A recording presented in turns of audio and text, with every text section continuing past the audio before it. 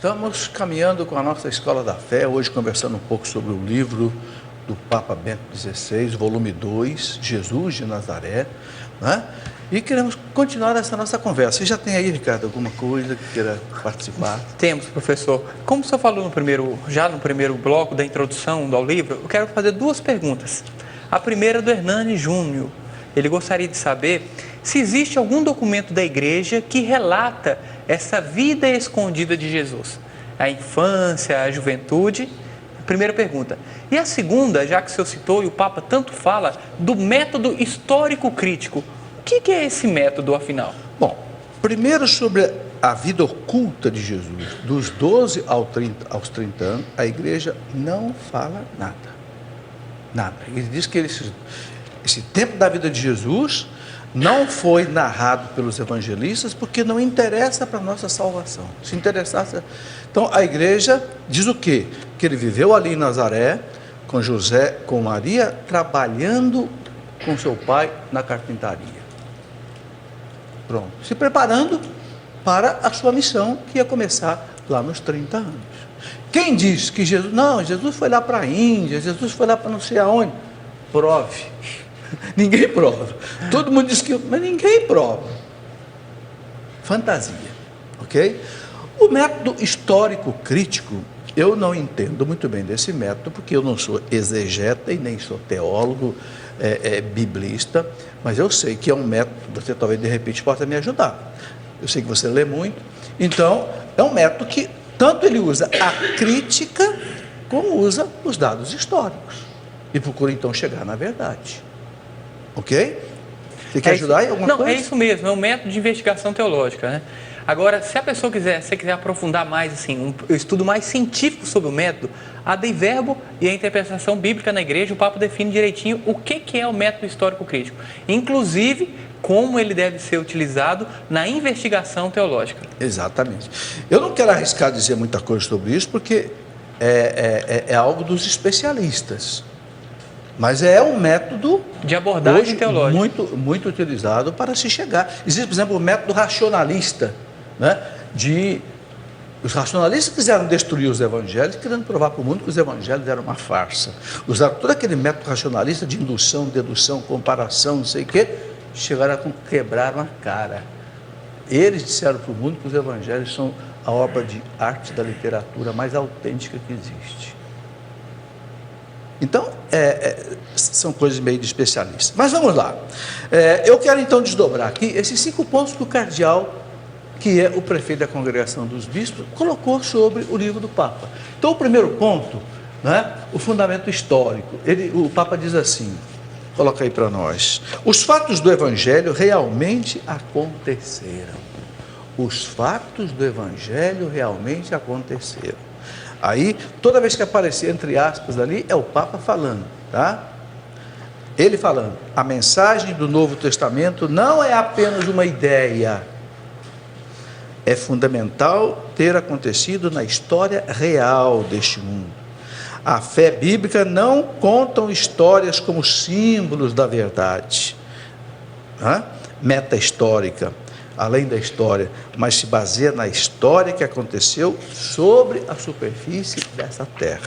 Bom, aí eu coloquei em seguida o que fala a Dei Verbo. O que é a Dei Verbo? É um documento do Concílio Vaticano II, que explica a revelação de Deus. E no número 19, olha o que diz a Dei Verbo do Concílio Vaticano II. A Santa Mãe Igreja, firme e constantemente, creu e crê que os 4 mencionados evangelhos, cuja historicidade afirma sem hesitação, quer dizer, a igreja não tem dúvida que os 4 evangelhos são históricos, não é fantasia da fé, não, é históricos, transmitem fielmente aquilo que Jesus, Filho de Deus, ao viver entre os homens, realmente fez e ensinou para a salvação deles, até o dia em que foi elevado. Os apóstolos, após a ascensão do Senhor, transmitiram aos ouvintes aquilo que ele dissera e fizera, com aquela mais plena compreensão de que gozavam, instruídos que foram pelos gloriosos acontecimentos concernentes a Cristo e esclarecidos pela luz do Espírito da verdade, o Espírito Santo. Então, o Concílio Vaticano II deixou claro: os 4 evangelhos são históricos. O Cristo da história é o mesmo Cristo da fé. Concílio Vaticano II, com mais de 2.000 bispos presentes e o Papa presente. Colocaram isso, assinaram as atas, né, desse documento.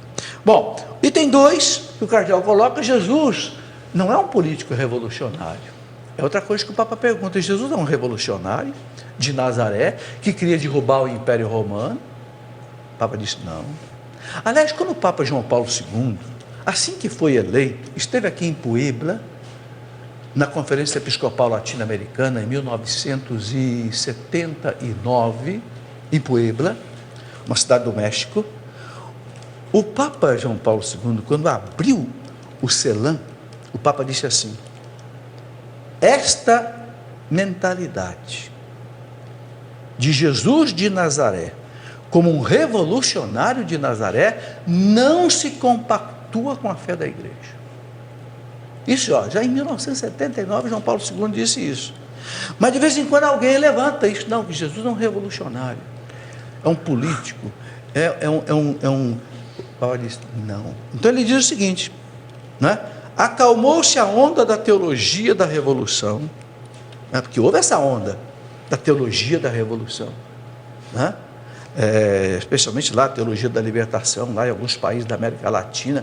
Uma vez o Papa João Paulo II foi celebrar uma missa lá em El Salvador, foi vaiado pelos sandinistas que queriam Jesus revolucionário. Vaiaram o Papa João Paulo II no meio da missa.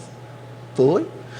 Acalmou-se a onda da teologia da revolução, que, tendo por base um Jesus interpretado como zelota. O que era o zelota? Eram aqueles sicários lá de Jerusalém, que queriam derrubar o Império Romano, ou seja, queriam libertar Israel, a Palestina, do jugo romano. Eram os zelotas.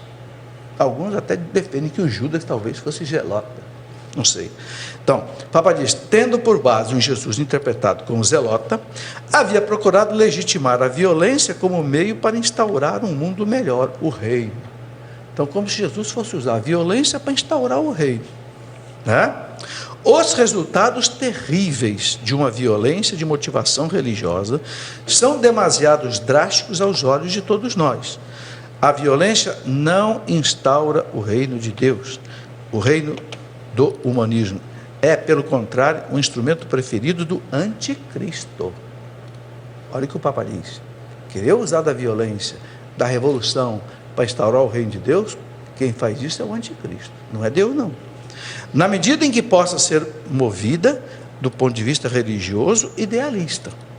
Não serve ao humanismo, mas à desumanidade.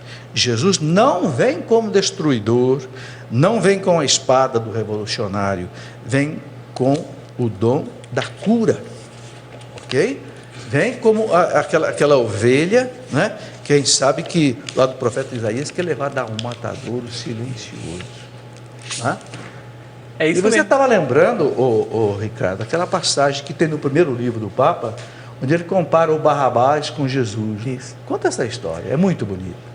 Porque fala que Barrabás, né, o nome Bar-Abás, significa filho do pai. E Barrabás... que Bar em hebraico quer dizer pai. Tem o Timeu e o Bartimeu, que é o pai do Timeu. Isso mesmo. Então, Barrabás era do partido dos Zelotas.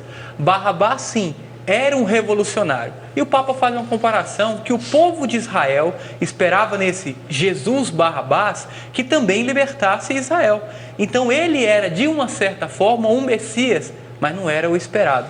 Ele era o Messias que procurou, através da revolução, libertar o povo de Israel.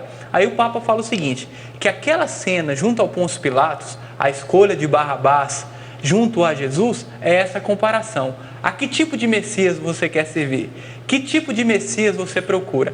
E é muito interessante, professor, porque o senhor falava justamente sobre o reino. Nesse livro, número 1 do Papa também, ele falando sobre as tentações do deserto, ele fala o seguinte, que a tentação do homem moderno é estabelecer o reino de Deus aqui. Aqui.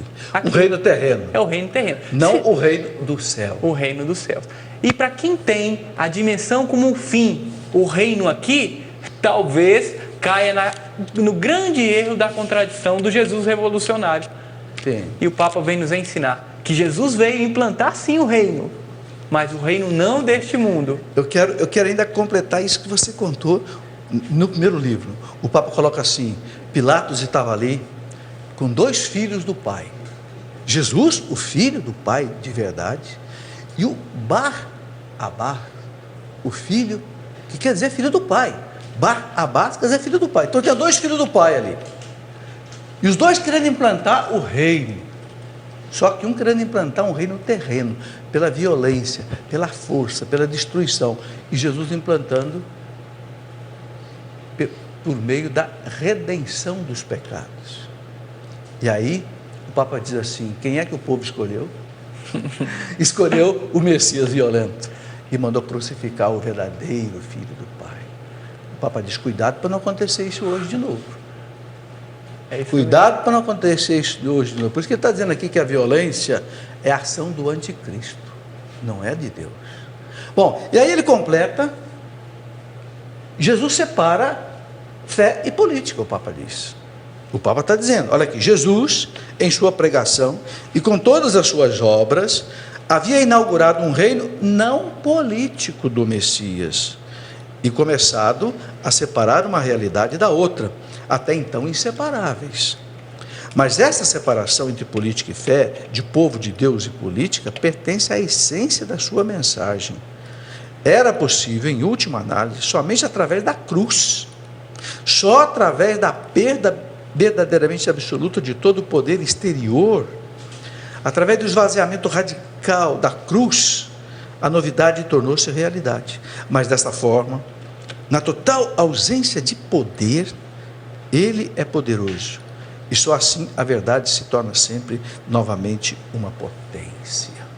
O que o Papa quer dizer? Jesus não veio implantar o reino de Deus no mundo pelo meio do poder político. Ele veio implantar o reino de Deus nesse mundo pelo seu aniquilamento, pela sua morte na cruz, para arrancar o quê? O pecado do mundo. É o que João Batista disse: eis o Cordeiro de Deus que tira o pecado do mundo. Então, ele disse a Pilatos: Pilatos, meu reino não é deste mundo. Se fosse desse mundo, Pilatos, os meus súditos pegariam em arma para me defender. Se eu fosse aqui um presidente de um partido político, que vem aqui para se tornar um ditador e colocar aqui ordem na casa e colocar o reino de Deus aqui desse jeito, se fosse assim, esse povo todo que me aplaude aí, que anda comigo no deserto, esse povo pegaria em armas para me defender. Mas eles não vão fazer, nem eu deixo fazer, porque meu reino não é desse jeito. O Papa não está dizendo aqui, gente, que a política não seja importante, não é isso. Pelo contrário, o Papa sempre falou que a política é algo importantíssimo, porque a política é a arte do bem comum. A igreja é interessadíssima na política, mas a igreja sabe que não é a política que vai implantar o reino de Deus nesse mundo. Não é a evangelização, é a igreja, são os sacramentos. E não é nada oposto à política no sentido da política criar o bem-estar da sociedade. A política é algo de Deus, é para criar o bem-estar do povo. Mas não basta a política para que o reino de Deus se implante.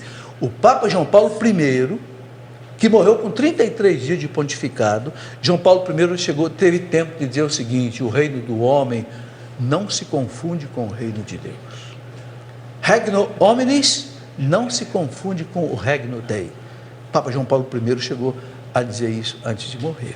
É isso mesmo, professor, só dando uma dica. Entra à vontade. Porque o Papa fala no livro, no primeiro, que Jesus, ele próprio é o reino. E sobre a política, ele fala o seguinte, que a palavra de Deus já nos fala: dai a César o que é de César e dai a Deus o que é de Deus. Esse é o princípio básico na relação entre a fé e a política.